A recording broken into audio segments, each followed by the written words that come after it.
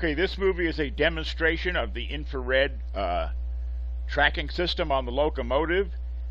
This is invisible light. You can see I have the IR LED mounted on top of the locomotive. It's running off of track power, about 5 milliamps.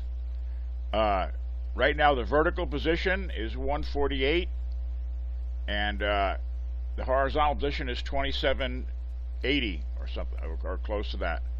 Camera 2 is the overhead look. There's the locomotive. And camera 3 is the camera that's being used for the infrared tracking. It has an infrared filter on it that blocks visible light. Its cutoff's about 800 nanometers, and the wavelength of the LED is 850.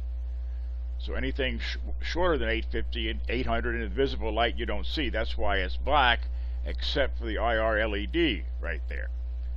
Now what I can do is I can start the locomotive. You can see it's moving, and the vertical position is decreasing. The vertical position reaches nominally 0 at the top. It reloaded the page there. Don't worry, pay attention. Okay, now it's coming back into view. The vertical position is increasing as it goes toward the bottom. I can move my mouse here. The position is right down here.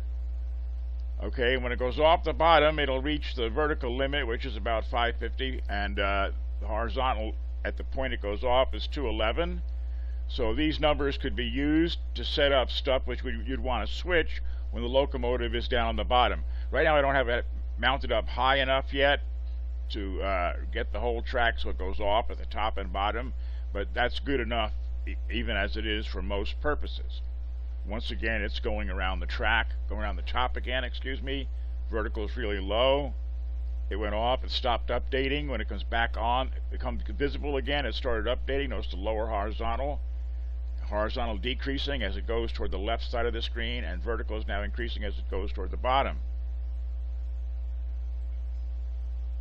This is camera 2. So what I could do with these figures here, these numbers here, is I can automate switching of the locomotives on and off the siding and so on. And stop it here. And that is about it. These numbers are presented on the screen right now, but actually they would be used by firmware to switch the locomotive to different routes. You wouldn't really use them on the screen, and you would probably also have a visible picture in here. You would only use this, have this on the screen to calibrate and test the IR device. So thank you for watching.